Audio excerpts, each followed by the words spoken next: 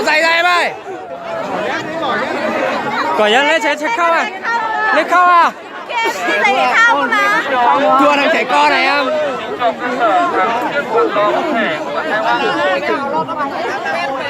Đi làm sức để đâu hết đấy, cố lên nào. Sức nó để nhà. Mèo làm gì không khỏe Ông nó to béo.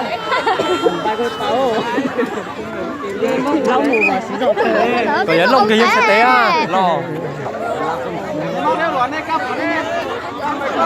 tắm ở đây mà nó. Bắt đầu. Ôi.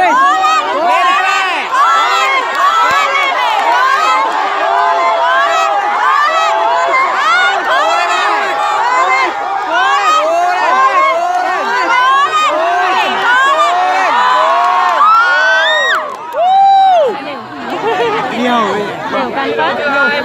Một đều. Riêng quần giáo cho cơ sở.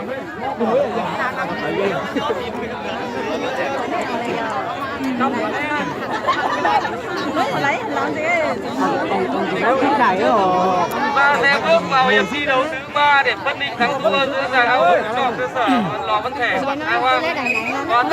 Có chút có tờ không ạ? Có son tác có tờ lo thế đấy.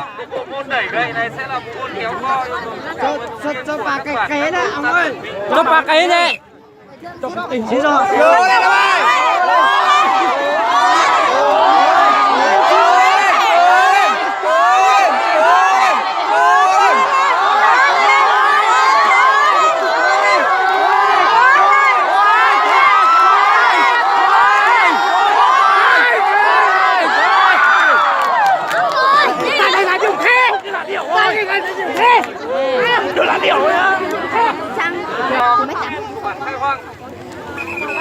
Có thể là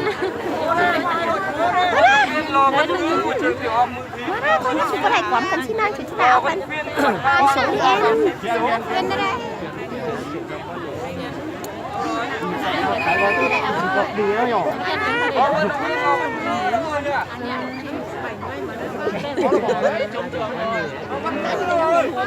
Nó bỏ rồi. Ai vào đây?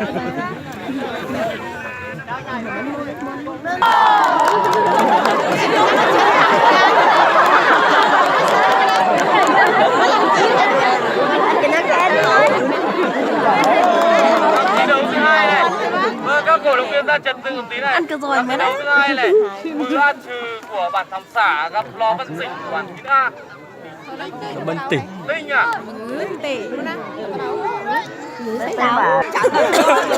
Cái thằng mông rồi chúa. Chắc chắn là thua rồi.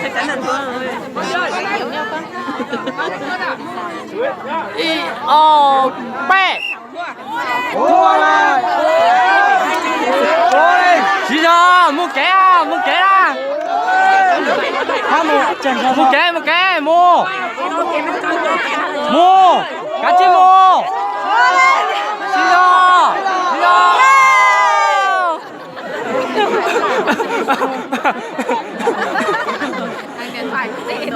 Quân mình thắng hay hơn. Wow, ra sao học ôi á. Đi mất rồi.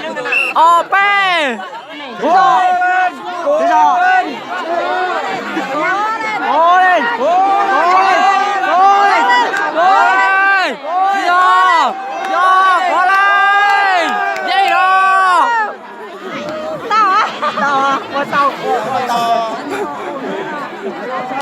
Tao nên bao giờ hành đi không? Chết rồi tôi, có tội gì không? Và vận động viên Lò Văn Ân của bản 9A này.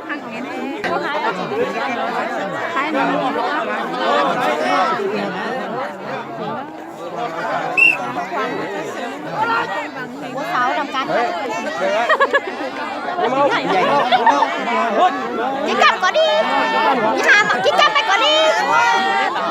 Chị Hà đừng nào có đi.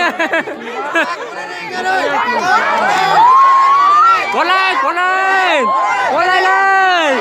Quấn lên. Quấn lên. Quấn lên. thắng rồi. Không một rồi. Nếu cậu rồi đúng không đây? Nhà tìm qua chồng rồi. Tỷ la rồi. Ra nhưng mà chuẩn lắm quá. Tỷ la thật là chuẩn thật rồi.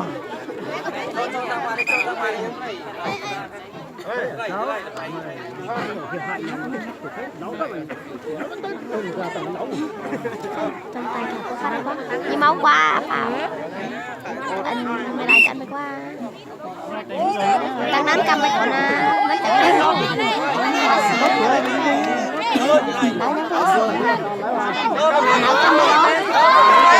Cố lên! Cố lên đây! Cố lên! Cầm thủ phải cầm của nó. Bắt đầu lên lên Chính ơi! Bắt đầu lên! Lên! Lên! Bắt đầu lên lên! Lên! Bắt đầu lên lên!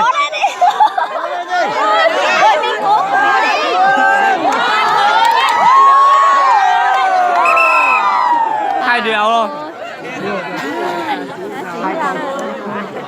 Quê này bàn nổ bắt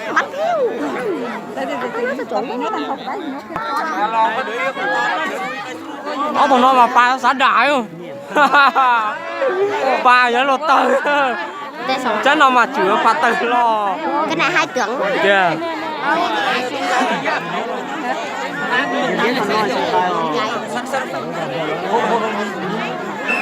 Tôi tao nó mà xíu xíu. Chỗ tụi nãy nhưng mà giò nhé. Sao tụi tí buồn năm tí à? Để lành mà thấy có gió này. Không phải gì. Thế giờ nó mà có gió vậy chứ à? Chưa từ lái lia à? Dạ. Bé thì này quá. Di chuyển ra giữa sẵn ngang nhau rồi. Anh này nó sao lia mà thế đấy. Bà mà vô sát từ rồi. Chữ là từ lo già chết nó. Bà sát tay mà cũng chưa luôn. Bà từ lo thì họ. Bà thì chú sấy nè từ lo. Giờ rồi quấy giờ lòn đã ra. Anh này lùa nè. Anh này lầu nè. Nè dầu nè có nè dầu này có nè. Dạ. Nè nó giờ lanh nữa. Mua giọt thế. Đây giờ lanh rồi xong nó chỉ bỏ để xe xỉu.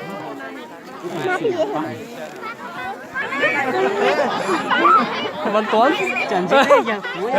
thu phú thu lựa triệu phú á. Chơi nhau rồi.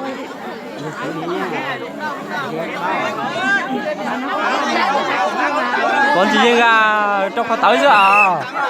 Ôi chịu phát tài gì quá. Sao in muốn đó sao nhìn thỏ ra. Nó sao in Đúng, trong khâu táo mà chị ăn chua ấy nó có thể.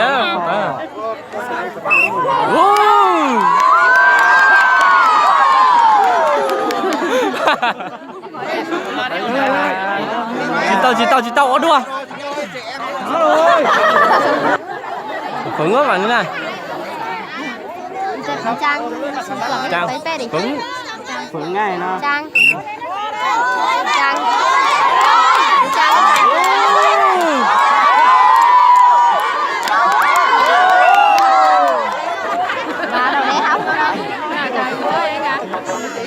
Phấn à, cái hải xe á, bao.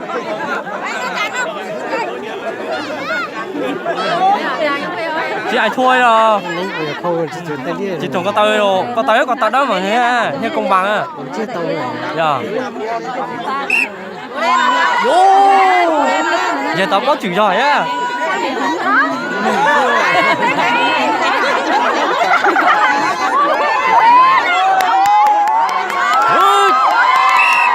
Phê đâu. Sống đi phê đâu này nè. Thảo bà hạt phèo rồi mà nó nhớ chặt gì hả nó Này bạn của tôi đấy. bạn tôi à Không cần phải nói đùa đâu. thôi như vậy nên nếu mà là bạn tôi thì này bao lên Vận động viên này.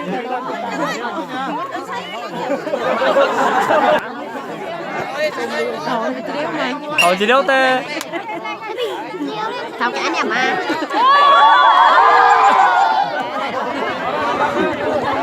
Mỗi ai thì liêu cũng biết tao liêu thế. tôi đoán những thời chứ cái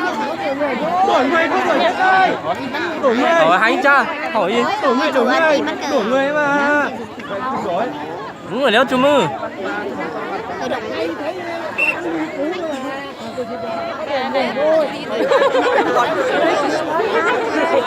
Không có đừng gần anh. Rồi hành anh. Con đổ mai chắcไปmà. đây nói chỉ cần đấy tắm hiểu cho anh 2 giải được.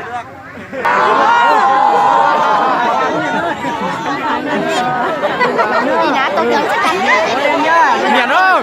Cố lên.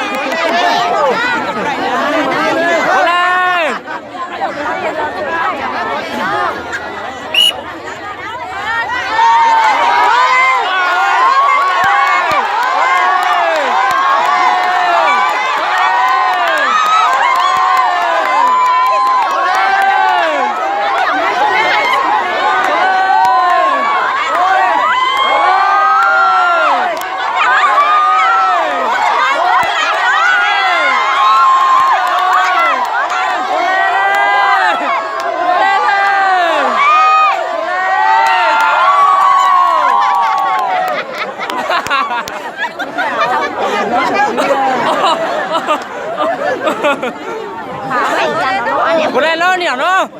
Nỉa nó. Cố lên nó. Tụi ta nỉa đấy nè.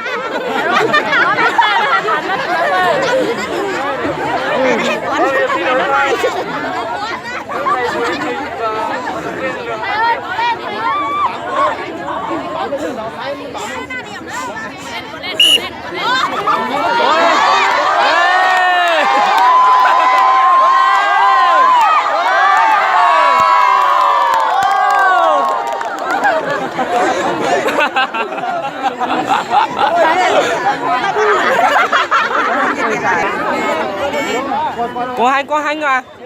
Chắc phải chip pay rồi vơ. Cố lên à. Thôi. Thử đâu à? Thật đấy. Để teo. Ủa sao đó? Ôi. Ôi. Ôi. Không phải có con á.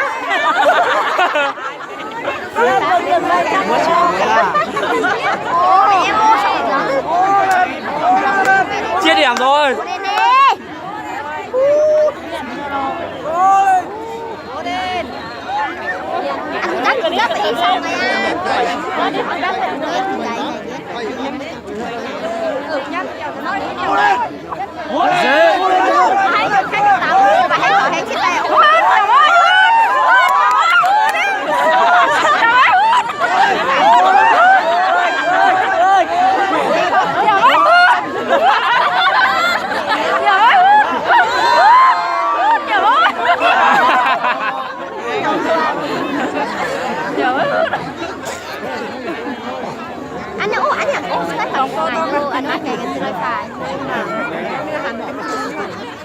Đội trưởng đội nhóm cứ tập trung ngay tại sân. Xem tham nào. Đội nam. Xin thôi.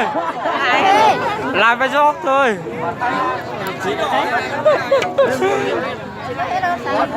Cái này thì không cần đẩy đâu, không cần đẩy đâu.